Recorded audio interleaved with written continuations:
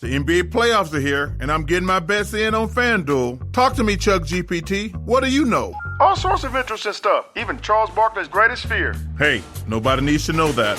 New customers bet $5 and get $200 in bonus bets if you win. FanDuel, America's #1 sportsbook. 21 plus and present in select states. Must be first online real money wager. $5 deposit required. Bonus issued is non-withdrawable bonus bets that expires 7 days after receipt. Restrictions apply. See full terms at FanDuel.com/sportsbook. Gambling problem? Call 1-800-GAMBLER. The Red Apple Media Podcast Network presents This is Protecting America. Now, here's Emmy-winning journalist Rita Cosby. And welcome to another edition of Protecting America. I'm Rita Cosby. Israel continues to pound Hamas terrorist targets as pro-Palestinian protests continue here in the U.S. In the last few days, the protesters tried to interrupt Christmas celebrations and travelers coming in and out of JFK and Los Angeles International Airport. And joining us now to discuss all of this and so much more is someone who just came back from Israel in the last few days. He is the current Acting Consul General, also the senior diplomat for Israel in New York, Aviv Ezra. Mr. Consul General, it's so great to have you here. Thank you so much for having me, Rita, on your show. Really appreciate your time and the effort that you're doing in making sure that your listeners will be educated about the recent developments back at home. Well, it is so important, and Israel is such an important ally of America, such an important democracy in the world, and we'll make sure the world never forgets and keep educating people as to what's happening, and also the importance of the fight. You just came back from Israel. Can you talk about what you saw, because you were just there firsthand? I know, obviously, you're Israeli, but when you came back, what surprised you? What did you learn?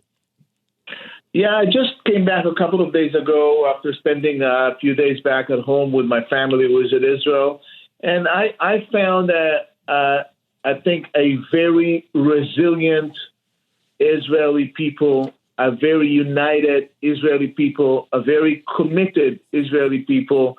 I think the message that we have seen is that what we saw on October 6th with different kind of back and forth on judicial reform and different kind of other arguments that we had, this was all put in the back. And now October 7 mode, we all understand that we have to fight for our lives, fight for our values, fight for what we stand for, and making sure that our civilians are never again be exposed to a situation where, unfortunately, similar to the atrocities that happened on October 7th. Remember what happened then when Hamas murdered 1,200 and wounded 6,900, 36 infants, 30 Americans that were murdered, and 240 that were taken hostage. At this point, we have 129 that are still in captivity in the dungeons of the vicious terror organization Hamas. You know, you talked about the 129 hostages. Do we have any word as to how they're doing? And by the way, has the Red Cross gotten access to them? I mean, have others seen them so we know that they're still alive and what condition they're in? Look, that is the most important question here. At this point, we have not received any reach out, any news coming from the Red Cross in regards to our 129 hostages. We know that Hamas is not allowing the Red Cross to see them. We demand the Red Cross that continue the effort to make sure that we have either a sign of life or sending medications and making sure they are not starved to death.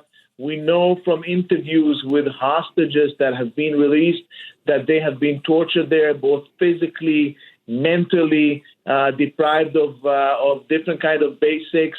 And when we are called to continuously support humanitarian aid, which we do, and we can talk about that, into the innocent civilians, we demand that our innocent civilians that were abducted on October 7th receive the same treatment in the shape of food, water, sign of life, and, of course, medication. We have Holocaust survivors that were kidnapped they are in their 70s, late 70s, early 80s.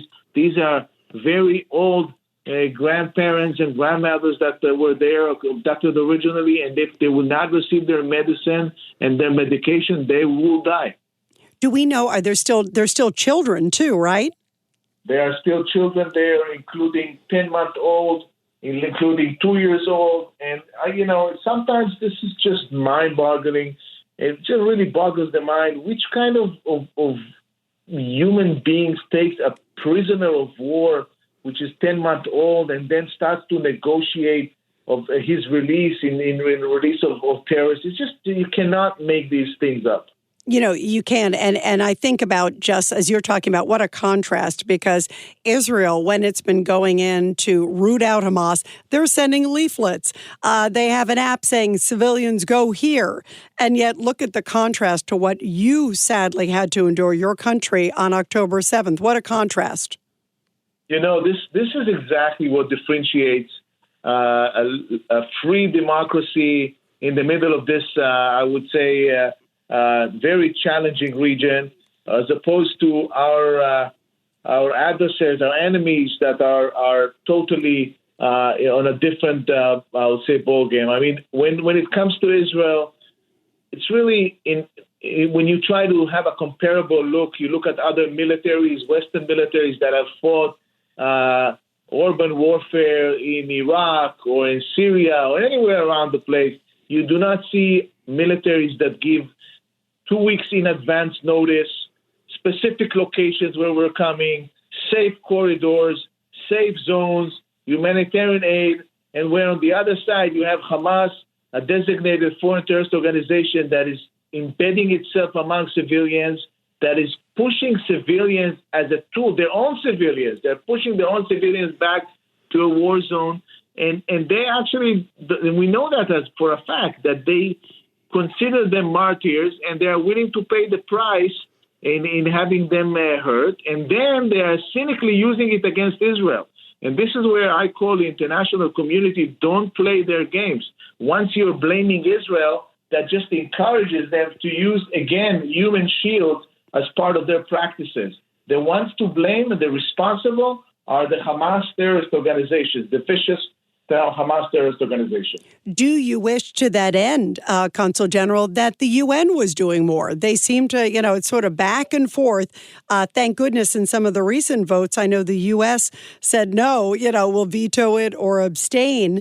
But where's the vote saying, Hamas, stop your deadly attacks? I've to tell you the truth, I've lost expectations from this body called the UN. There's an immediate a majority against Israel all the time. If it was not up to the United States of America supporting us at the Security Council, I think it's just mind-boggling to see the level of attacks going against Israel. They are not condemning attack. Look, if they would have condemned Hamas on October 8th and had demanded them to release the hostages, think of how many lives they could have saved. But no, they have waited for Israel to defend itself and then came attacking Israel and also calling for an immediate ceasefire. What does that mean? An immediate ceasefire is actually sending a lifeline to Hamas and actually condemning us all to another cycle of violence into the future, because we know that Hamas is committed to continuously going after Israel, in their own words, again and again and again. So if we cannot extract their willingness, we have to extract their capability, and this is what we're doing. And we are, by the way, according to international law, we are allowed to do that in self-defense. Are you surprised at, some of the players in the UN and elsewhere critical of Israel? And again, as we're talking about, silent on Hamas. And then, some of these protests that we see across the country, across the world. It's shocking to hear some of the rhetoric. We're on the one hand not disappointed when we have certain voices at the UN, including certain Islamic countries and certain Arab countries and certain other countries in the world. On the other hand, we have a strong support from the free world. We have a strong support from the United States of America, which we highly, highly appreciate. And by the way, it's a bipartisan support. You and I have seen Speaker Johnson speak very strongly in support of Israel's right and duty for self-defense.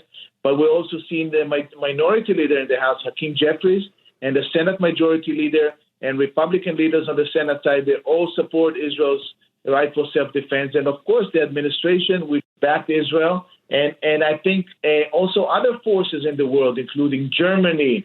We've seen the Chancellor of Germany, the President of Germany. We've seen Britain, the Prime Minister of Britain. So there's a strong support from the free world, understanding that Israel is just an outpost against radicalism and against barbarism. And we understand that Hamas is, by the way, representing voices, and we could talk about that. It's actually Iran, which is connected to that string called Hamas and many other proxies in the region. What needs to be done to put Iran in check? Well, the first phase is understanding that this is not a conflict between Israel and Hamas, because when you zoom out for a second, you see the following alarming picture. First of all, you see in the northern front another proxy called Hezbollah, which is attacking Israel. And then you see in the southern part another proxy called the Houthis, which are attacking Israel and attacking U.S. forces. And then you look at Syria and you look at Iraq and you see Iran-backed militias that are attacking U.S. armed personnel, including three injured just yesterday, and I wish them speedy recovery from here. And then when you zoom out, you understand that all of these strings are attached to Tehran. So what needs to be done is, I think one of the mistakes that we had in our handling of Hamas is that we have kicked the can down the road. We hope that things will be better down the future and maybe there will be reconciliation and understanding. Well, we learned the hard way, October 7th, that doesn't work. Appeasement with them doesn't work. And I think the same thing is true for Iran. If we kick the can down the road vis-a-vis Iran, and which is the sole major destabilizing force in the region, proliferator of arms, financing and budgeting of all these proxies, continuing to plan their and progress their nuclear program, if they will see that there is no consequences to all of these actions, it will come back to bite us. So what does that mean? That means two things: diplomatic pressure and a pressure. First of all, diplomatic pressure vis-a-vis sanctions, vis-a-vis making sure that their decision makers cannot travel easily, vis-a-vis consequences of the economic level. And the second, which is not less important, this is a counterintuitive argument, so bear with me here a little bit, is that the less you want to go to war, you have to show the other side that you're prepared to go to war if needed. The other side understands that if you are prepared, that they will stand down, especially with a superpower like America that can wipe out Iran in a second. The minute you show them that there are consequences, I think that they will stand down. This is a kind of a counterintuitive argument. Does the U.S. and the world community need to be therefore tougher and show, listen, if you go after a U.S., whether it's a Navy ship or a great U.S. ally like Israel, there will be repercussions? I would not, as a foreign diplomat, give advice to the United States of how to run their show. But I would say that when it comes to Israel, when we feel that there are certain elements that needs to be responded, there will be responded. I mean, look at what's happening vis-a-vis their proxies in Lebanon. They understand that it will not be passed quietly. Well, and recently Israel also went after, I believe, what was someone in Syria, right? And Iran was not happy about that, but Israel is taking the fight wherever some of these Hamas leaders are, and Hezbollah too. I don't want to respond to foreign media's publications, but I could tell you this: we will make sure that anyone who goes after our civilians and after Israel will pay the relevant price. Let's talk about sort of the war, obviously, as it is continuing, because I know you've made some very powerful strides there in northern Gaza. Israel has the military heading down south. We've seen reports where officials have said this is going to be months. Do we still anticipate it's still a long time? And maybe talk about what's been accomplished so far and what has already, where they've talked about it publicly, of where they're going. Well, the military campaign had two goals. The first one, of course, to release the hostages sooner rather than later. And the second is to eradicate Hamas, meaning that we want to make sure that they do not have the capabilities to go after us again. So we began it. The first stage was vis-a-vis the northern part of Gaza. And I think at this point, the IDF is saying pretty clearly that there's never 100% control, but relatively strong control of the northern part of Gaza, even though there are fierce fighting with the terrorists until now. And the second phase will be directly into the southern part of Gaza, where we know that the terrorists are hiding deep under hospitals, under schools, under mosques, etc. Now, there's two levels of warfare here, and this is a very unique, I would say, environment. There's the one on the ground, and then there are levels beneath the ground. And we know now that Hamas, since we have extracted our entire forces in 2005, and they have invested billions of dollars that they have received in building infrastructure of their military machine beneath the ground in tunnels, which were somewhere around 600 miles of tunnels of shelters. Now, these shelters are not designated like Israel to protect innocent civilians. Actually, civilians are not allowed to go there, and therefore they suffer casualties in the thousands. What they did is they only used for terrorists, for Hamas operatives, and specifically for the Hamas leadership. So you can rest assured that Hania and Mohammed Deif are hiding deep inside. I wouldn't say in a very courageous manner, and they're sending out their innocent civilians, and they're sending out their terrorists, and they are. It seems to us that they are making sure that they are hiding both behind our hostages and other innocent civilians of their own. You know, you brought up also humanitarian aid, Mr. Consul General. One of the things is interesting. Israel is sending it in. There have even been some reports, no surprise, that Hamas is taking it and not giving it to some of the civilians. How tough is that? And also, what kind of efforts is Israel doing? Because it's important for people to know what other country in the world doing something like that sends in aid at the same time. It's a powerful testament, I think, to the Israeli people and their values.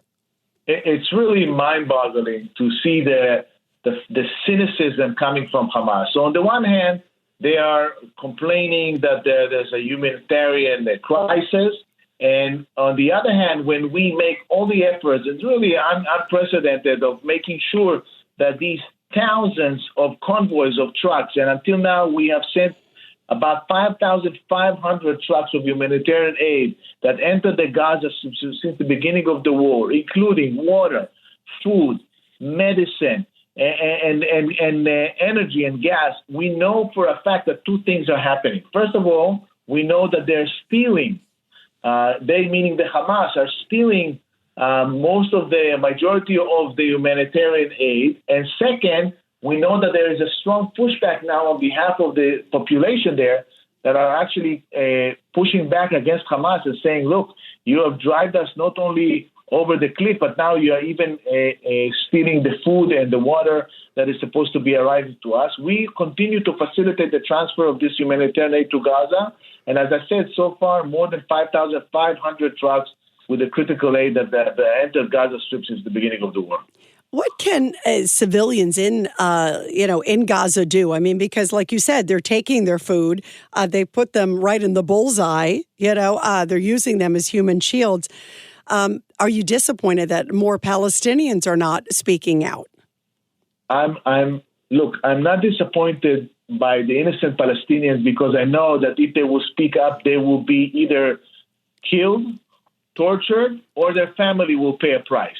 I'm extremely disappointed by the UN facilities and facilitators and agencies that see exactly what is happening on the ground and are putting the pressure towards Israel. Whereas we not only allowed the aid to come in from Rafah, from the Egyptian side, but also, imagine that, open an opportunity to bring humanitarian aid through Israel.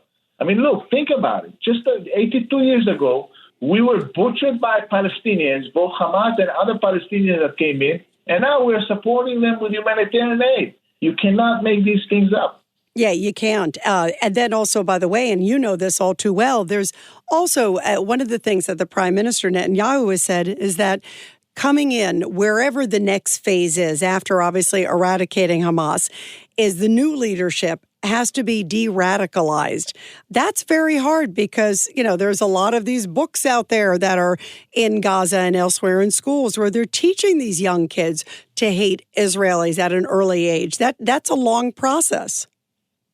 You're 100% right. And the Prime Minister has just written an op-ed in the Wall Street Journal yesterday, and he said, looking into the day after, that there are two elements that need to be strongly embedded in the day after. First of all, demilitarization of the Gaza Strip in order to make sure that they would not come after us again. Because don't forget that it's not that our enemies are across the Atlantic Ocean. They're, I would say, less than a mile from our kibbutzim, and they have demonstrated that they can come very fast to attack us. Therefore, in order for us to bring them back, we need to make sure that it's demilitarized. But the second point that you made is the de-radicalization. And this is the level of incitement that we've been seeing for so many years through the following elements. One, through the education system. Two, through the media. And three, through the mosques and the religious factors. If you dehumanize the neighbor, either if it's a Jew or Israeli, then later on these atrocities are acceptable. And one last thing I want to say is an image that I have from one of the clips that of October 7th, where there was a body of a naked festival goer. She was murdered in Israel, and her naked body was brought in a pickup truck into the Gaza Strip. And what really shook me to the core is that you see hundreds of people gather around the pickup truck, and you see children spitting over her dead body. This just crystallizes the level of hatred that they have been brought into. And kids are not born hateful; they are taught to be hateful. No, you're right. And I know exactly what you're talking about. It was just so heartbreaking. That whole story of what happened to that woman was just... The other issue I also think about are women's groups. You talked about the UN, some of the UN women's groups. Where are they? They need to be speaking out. I mean, think about what horrible atrocities happened to that woman and so many others on October 7th. Yes, we talked about it when we had that campaign, Me Too, Unless You Are a Jew. I've seen these women organizations that will never stay silent when it comes to any other minority or any other women that will be raped in that vicious manner that we've seen October 7th. But when it comes to Israeli women and when it comes to Jewish women, the cat caught their tongue, right? That's how you say it in English, right? Yes, the cat gets their tongue, yep. Yeah, suddenly they were mute, and it took them. One of the amazing things. I spoke to many of my leaders of women, gender organizations, women organizations in Israel that have an ongoing, steady relationship with these organizations. They have helped them in Sudan and in Chad and around the world. And October 7th, they all disappeared, mute, no response. I'm saying, Me Too, Unless You Are a Jew. That's the campaign. Yeah, that is heartbreaking. And as a woman, I'll tell you, Mr. Consul General, it's really infuriating for me to see it. They need to be speaking up loudly and clearly. What's your message to the protesters, too, in America, the ones that are now, blocking the roads to JFK? We're trying to cancel Christmas. There's plans that they may do something on New Year's Eve to try to block revelers. Is it is it backfiring, do you think, where people are saying, wait a minute, what does this have to do with this? Well, I think that Americans, obviously, in this country and in Israel, we cherish the right for free speech and demonstration 100%. However, when it becomes violent, when it goes after the basic services of, closing the Manhattan Bridge or closing the airports or closing Grand Central Station and hurting other people's rights for freedom of movement, etc., I don't think Americans appreciate it. But I do want to tell you that when it comes to the content itself, what's really mind-boggling here is that you listen to what they're chanting for. They're not calling for supporting of the Palestinian people or supporting two-state solution. They're actually calling for the eradication of the state of Israel totally. They are calling for a one-state solution where Jews do not have a state of their own. And that's where the masks were torn off. We understand the direction of where they want to lead these protests.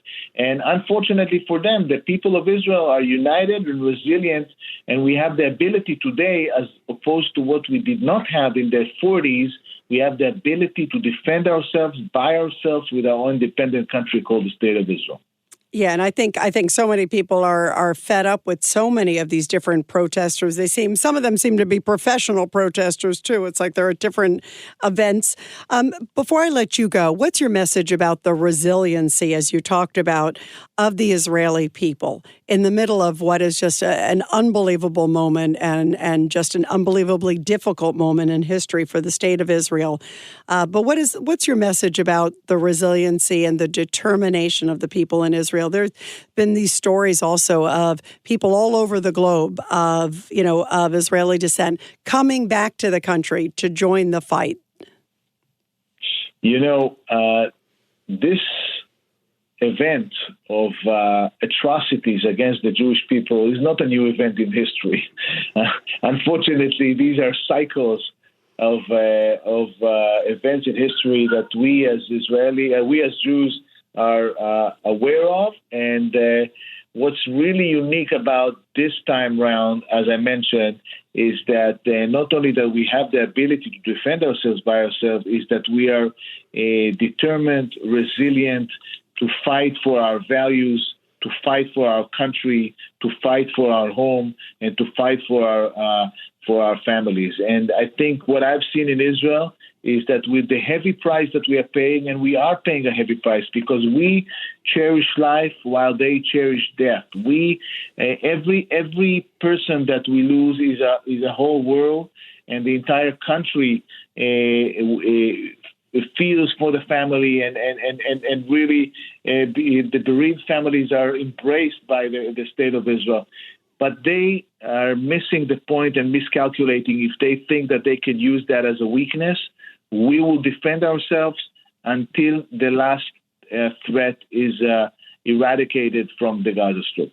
Well, it has been unbelievably inspiring to see the people of Israel and around the world understanding that fight for freedom. And as I mentioned, people flying back, even Americans, dual citizens saying, I'm coming back to join the fight because they understand what's at stake. The Acting Consul General from Israel to New York, also the senior diplomat, of course, from Israel to New York, Aviv Ezra. Thank you so much. Everybody be sure to subscribe and share this podcast. What a powerful, powerful podcast, and what a powerful testament to the people of Israel. Mr. Consul General, thank you. Thank you. Thank you. God bless America. God bless the state of Israel. We will prevail. And everybody, I'll be back soon with another great edition of Protecting America. And of course, you can catch me every weeknight, 10 p.m. to midnight on the legendary WABC Radio.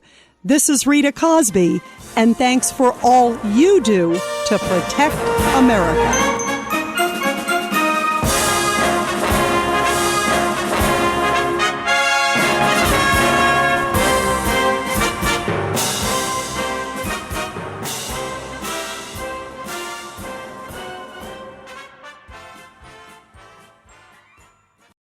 Hello, folks. Larry Kudlow here. Pay attention, because China is leading the largest anti-American alliance since World War II. One that's already dumped U.S. bonds, grabbed 43 million acres of our farmland, and is plotting to dethrone the dollar. That's why IRA and 401k savers are protecting their savings with gold. Please go to freegoldguide.com/Kudlow or just call 800-621-3908 for your free gold guide on how to protect your wealth with gold 100% tax-free.